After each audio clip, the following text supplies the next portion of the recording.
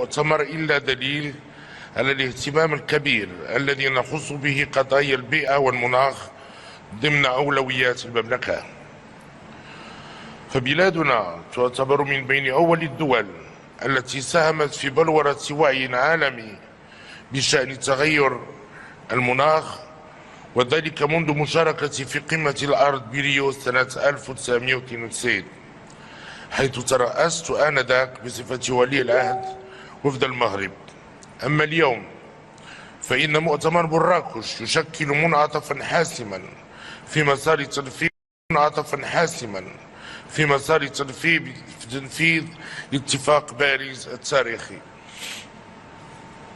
فالبشرية جماعة تعلق آمالا عريضة على القرارات التي سيتخذها، فهي تنتظر أكثر من مجرد الإعلان عن التزامات ومبادئ للحد من الاحتباس الحراري والتخفيف من آثاره،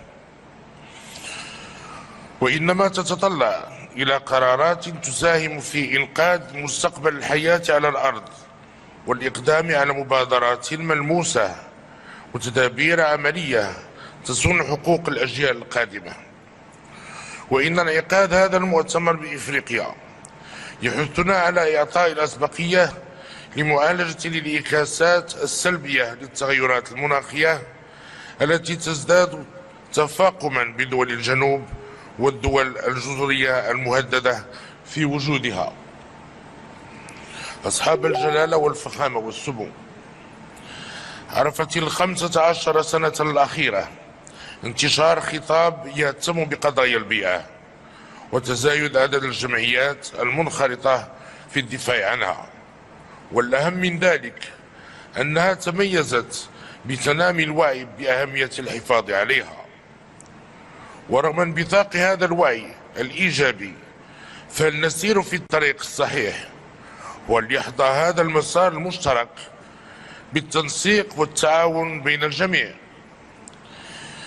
إن الاختلاف كبير بين الدول والمناطق فيما يخص الثقافة المرتبطة بالبيئة والأسبقيات عند الدول المصنعة التي يقال عنها متقدمة ليست هي نفسها بالنسبة للدول النامية، كما أن الفرق في الوسائل كبير بينهما.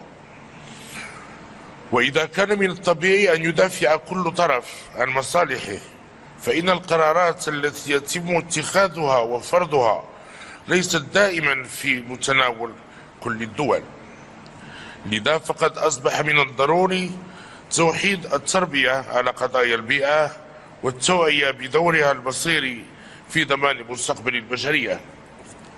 وهنا نؤكد أن المغرب سيكرس جهوده خلال ولايته والموارد المالية المتاحة في هذه الفترة القصيرة للنهوض بهذه المهمة الصعبة والنبيلة. أصحاب الجلالة والفخامة والسمو،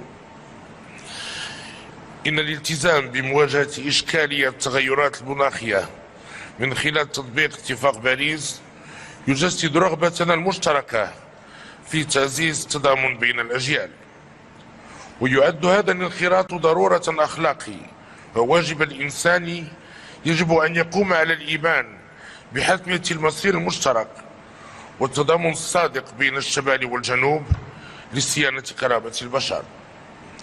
فقد تم تقديم وعود كثيرة خلال العديد من المؤتمرات السابقة، غير أن مؤتمرنا اليوم هو مؤتمر للحقيقة والوضوح، مؤتمر لتحمل المسؤولية أمام الله والتاريخ وأمام شعوبنا.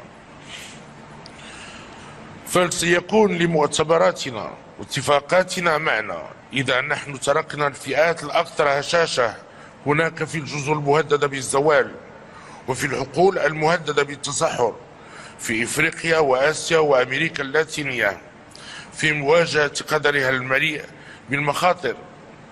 إن إشكالية البيئة هي إشكالية خطيرة يجب التعامل معها بكل الجد والمسؤولية. لقد ولى عهد الاستعمار كما ولى منطق فرض القرارات، فالأمر يتعلق بوجود الإنسان ويقتضي منا جميعا العمل يدا في يد لحمايته. ومن هنا لا يجب إجبار الدول منذ البداية على القبول بقرارات لن تستطيع الالتزام بها، وهذا لا يعني أنها ترفضها، وإنما لأنها لا تتوفر على الوسائل اللازمة لتنفيذها. أصحاب الجلالة والفخامة والسمو، إن التكلفة الانتظارية والتقصير في مواجهة تغير المناخ وآثاره ستكون لها انعكاسات خطيرة تهدد الأمن والاستقرار وتزيد في اتساع بؤر التوتر والأزمات عبر العالم. فباسم المصير المشترك وباسم مسؤوليتنا التاريخية أدعو كافة الأطراف للعمل على ترجمة تشبثنا بقيم العدل والتضامن من خلال أولا تمكين بلدان الجنوب وخاصة الدول الأقل نمو والدول الجزرية من دعم مالي وتقني عاجل يقوي قدراتها ويمكنها من التكيف مع التغيرات المناخية. ثانيا وفاء الدول المتقدمة بتعهداتها وتعبئة 100 مليار دولار على الأقل بحلول سنة 2020 والتي كانت مفتاح اتفاق باريس. ثالثا انخراط كافة الأطراف في تسهيل نقل التكنولوجيا والعمل على تطوير البحث والابتكار في مجال المناخ. رابعا إسهام الفاعلين غير الحكوميين من مقاولات وجماعات ترابية ومنظمات المجتمع المدني في إعطاء دفعة قوية لمبادرات الفعل الشامل من أجل المناخ. أصحاب الجلالة والفخامة والسمو، إن المملكة المغربية لم تدخر جهدا في الرفع من مساهماتها في إطار الدينامية الدولية الهادفة للحد من الاحتباس الحراري وآثاره. فالمغرب الذي كان من الدول الأولى التي أعلنت عن مساهمتها المرتقبة والمحددة وطنيا يلتزم مؤخرا بتخفيض نسبة الانبعاثات، كما أنه اتخذ مبادرات ملموسة لتأمين 52% من قدرته الكهربائية الوطنية من مصادر الطاقة النظيفة بحلول عام 2030. وفي نفس السياق اقترحنا مجموعة من المبادرات في إطار تفعيل اتفاق باريس، لا سيما فيما يتعلق بالتكيف والتمويل، ومن بينها مبادرة تكييف الفلاحة بإفريقيا. أصحاب الجلالة والفخامة والسمو، إن نتائج هذا المؤتمر ستحدد بشكل حاسم مصير الجيل الجديد لمؤتمرات الأطراف، والتي ينبغي أن تنكب على المبادرة والفعل. اتفاق باريس ليس غاية في حد ذاته، بل إن نتائج مؤتمر مراكش تؤد محكا حقيقي لمدى فعالية الالتزامات التي اتخذناها ومصداقية الأطراف التي أعلنت عنها. لقد حان الوقت لإصلاح الوضع الراهن، وليس أمامنا أي خيار.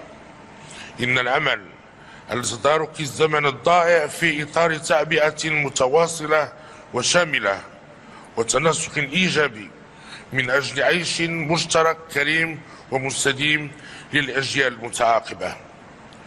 ونود في الختام أن نجدد الترحيب بكم في مراكش الحمراء، سائلين الله عز وجل أن يكلل أعمال هذا المؤتمر الهام بكامل التوفيق خدمة للبشرية جمعاء. والسلام عليكم ورحمة الله تعالى وبركاته.